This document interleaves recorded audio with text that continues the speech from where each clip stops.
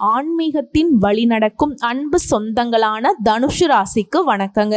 நாளும் பொழுதும் நல்லதாக இருக்க நமக்கு துணை அந்த ஆண்டவனே. அவரை விட்டா வேற யாரும் இல்லை. அப்படி இருக்கக்கூடிய நிலையில நமக்கு யாரும் உதவி செய்யலனா பரவாயில்ல, நம்ம எல்லாருக்கும் உதவி செய்யணும் அப்படின்னு தெய்வம் மாதிரி மற்றவங்களுக்கு வழிகாட்டக்கூடியவங்க இந்த தனுஷு ராசிக்காரங்க. அதாவது சாதனை வில் என்பதற்கு ஏற்ப சராசரி மனுஷனா பிறந்து நல்ல செயல்கள் செய்து பொறுப்பா அவங்களுடைய வேலையை பார்த்து பேரையும் புகழையும் சம்பாதிச்சவங்க தான் இந்த தனுஷு ராசிக்காரங்க. இவங்களுடைய செயல்பாடுகளுக்கு யாரையுமே நீங்க நிகரா வைக்க முடியாது. அதே மாதிரி மற்றவங்களால முடியாத காரியத்தை செய்யறது தான் இவங்க வல்லவர்கள்ங்க. பேச்சு திறமையில அபார சக்தி படைத்தவங்க. மலையளவு கஷ்டத்தையுமே கடுகளவா மாத்திருவாங்க. உழைப்பை மட்டுமே உயர்வா நம்பக்கூடியவங்க. அதற்கு தெய்வங்கள் துணை வந்தா போதும்னு நினைப்பாங்க.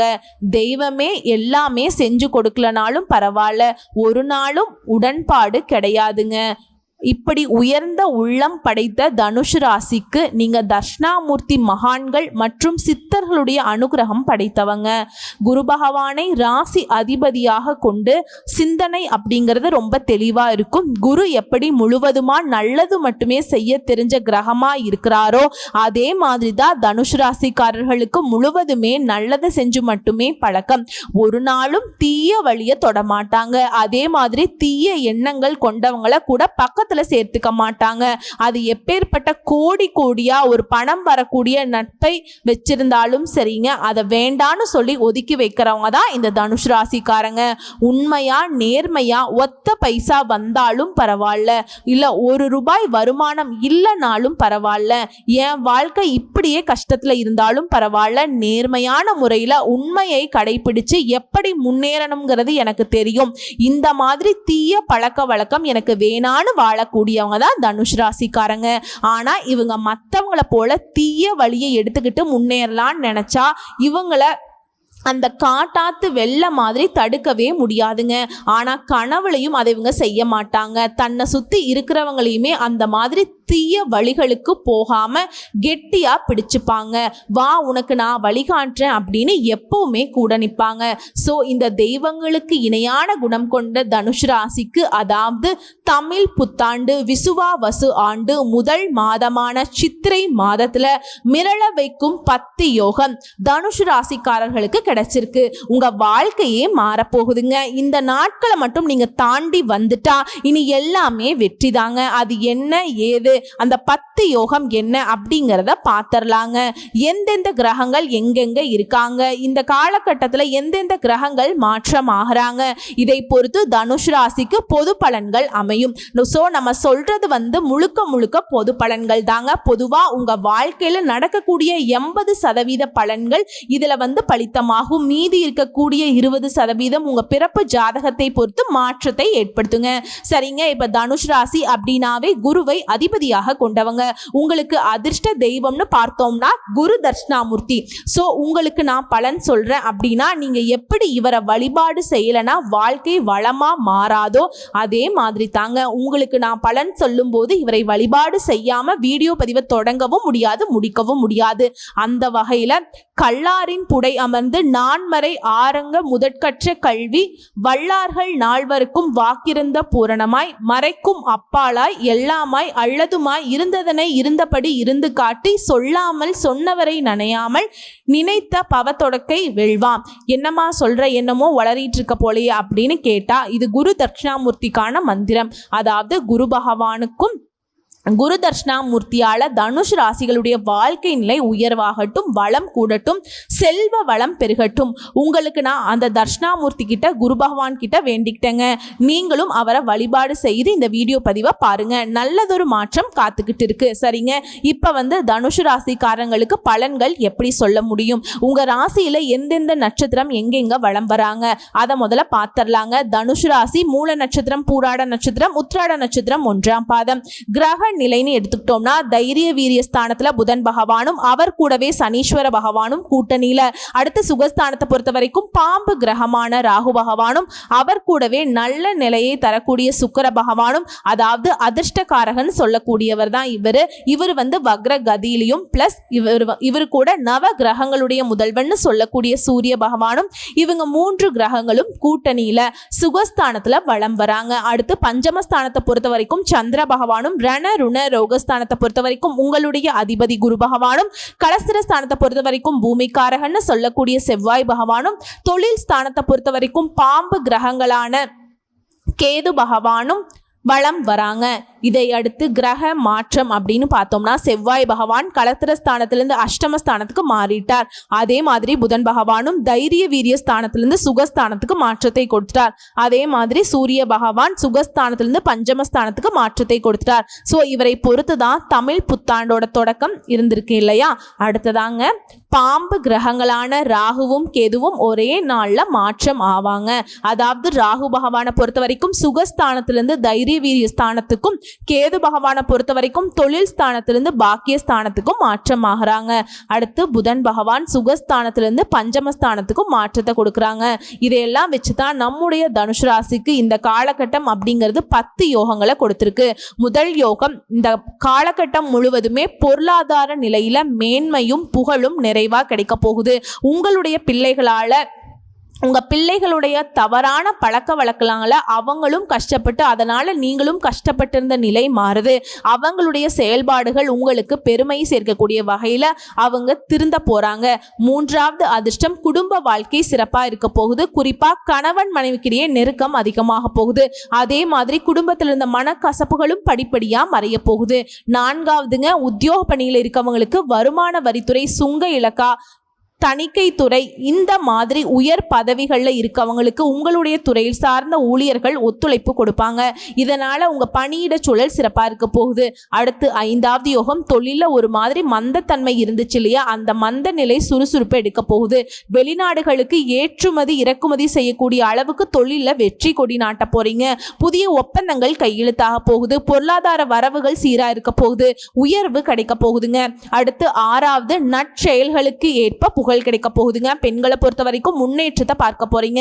அடுத்து 7வது யோகம், வாழ்க்கை துணைக்கிட்ட உங்களுக்கு இருந்து வந்த வீண் வாக்குவாதங்கள் மறையுது.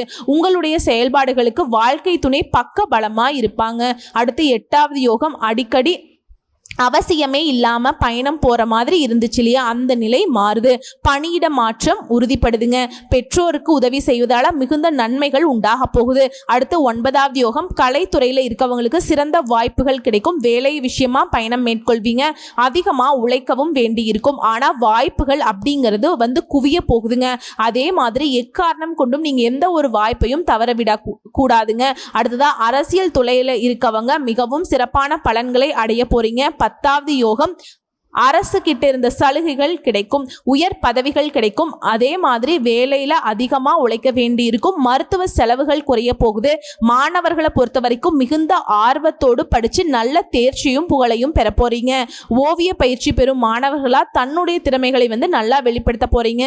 பேரும் புகழும் பெற போறீங்க. படிப்புக்கு தேவையான பொருளாதார வசதிகள் தாராளமா கிடைக்க போகுது. பண வரவும் தாராளமா இருக்க போகுது. இன்னும் சொல்லணும்னா குடும்பத்துல மகிழ்ச்சிக்கு குறைவே இருக்காதுங்க. சுப காரியங்களுக்கான பேச்சுவார்த்தைகள் சாதகமாக முடியும். குடும்பத்துடைய தேவைகள் பூர்த்தியாகும்.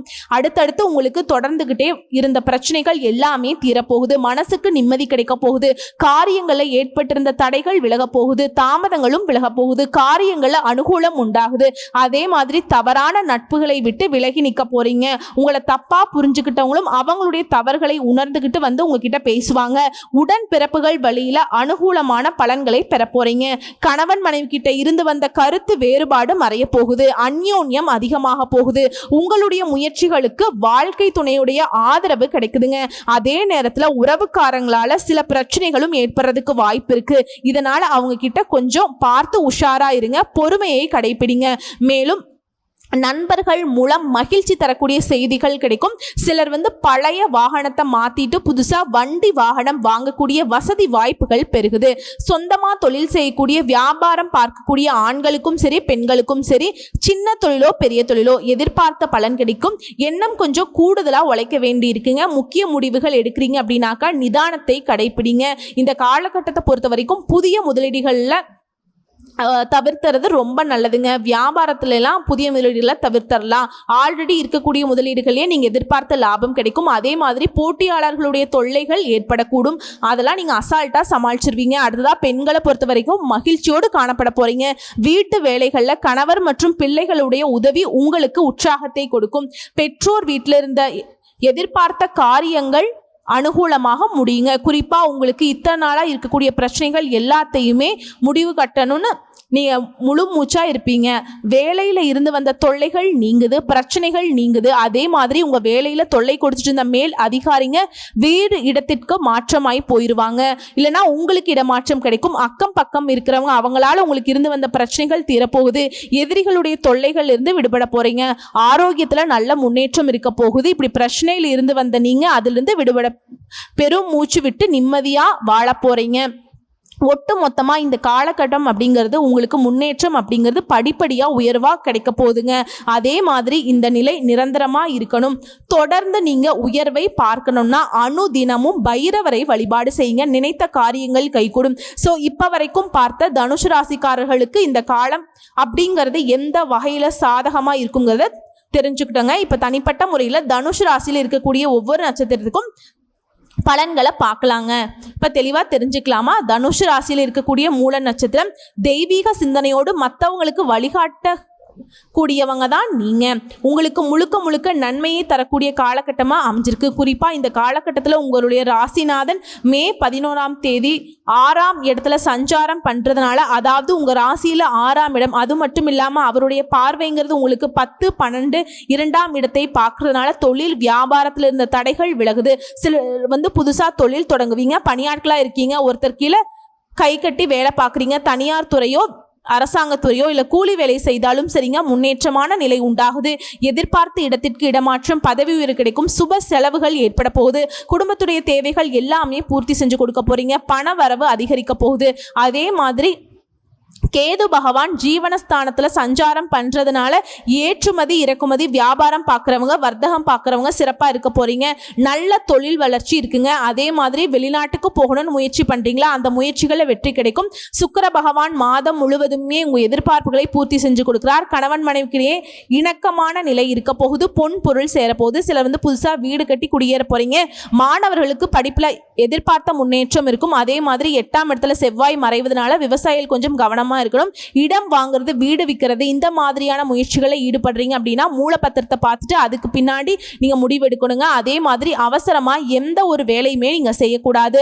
முடிஞ்ச வரைக்கும் அவசரமான வேலைகளை இந்த காலகட்டத்தில் தவிர்த்தணும். உங்களை பொறுத்த வரைக்கும் சந்திராஷ்டமம் தினங்கள்ல எங்கும் கவனம், எதிலும் கவனம். உங்களை பொறுத்த வரைக்கும் வழிபாடு மற்றும் பரிகாரங்க, செல்வ கணபதியை வழிபாடு செய்ய செல்வாக்கு உயரும். அடுத்தது பூராட நட்சத்திரம். எந்த ஒரு விஷயத்துமே உறுதியாக இருந்து செயல்படக்கூடியவங்க. ஒரு வாட்டி முடிவு பண்ணிட்டா உங்க பேச்சை நீங்க திருப்பி கேட்க மாட்டீங்க, மாத்திக்கவும் மாட்டீங்க. இப்படிப்பட்ட குணம் கொண்ட உங்களுக்கு இந்த காலகட்டம் நன்மையான காலகட்டங்க. 1.5 வருஷமா சுகஸ்தானத்துல சஞ்சாரம் பண்ணிக்கிட்டு சங்கடத்தை மட்டுமே கொடுத்துட்டு இருந்த ராகு பகவான் ஏப்ரல் மாதம் 26ஆம் தேதி முயற்சி ஸ்தானத்துல சஞ்சாரம் பண்றாருங்க. அதனால முன்னேற்றம் ஏற்படும். நினைச்ச வேலை நடக்குது. அதாவது நினைச்ச வேலை நினைச்சபடியே நடக்கும். தடைப்பட்ட முயற்சிகள் வெற்றியாக மாறும். பணியாளர்களுக்கு இழுபறியா இருந்த பதவி உயர்வு, இடமாற்றம் இதெல்லாமே கிடைச்சிருங்க.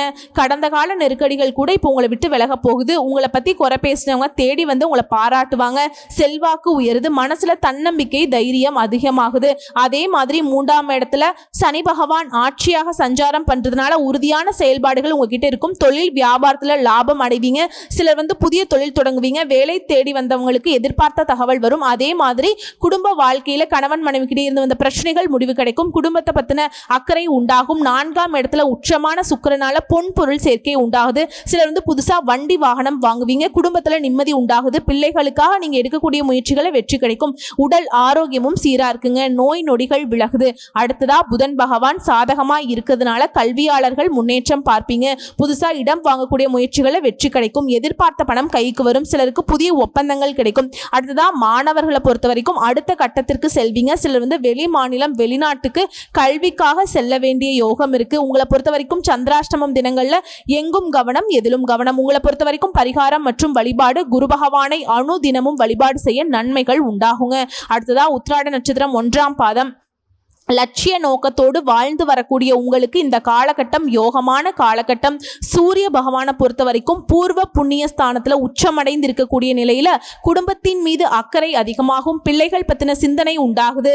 அவர்களுடைய எதிர்கால வளர்ச்சிக்காக உங்களுடைய செயல்பாடுகள் இருக்கும். அதே மாதிரி இதுவரைக்கும் உங்களுக்கு இருந்து வந்த பாதிப்புகள் எல்லாமே விலக ஆரம்பிக்க போகுது. 3ஆம் இடத்துல சஞ்சாரம் பண்ணக்கூடிய சனி பகவானும் உங்களுடைய செயல்பாடுகள் எல்லாத்தையுமே லாபமா மாத்தி கொடுக்கிறார்.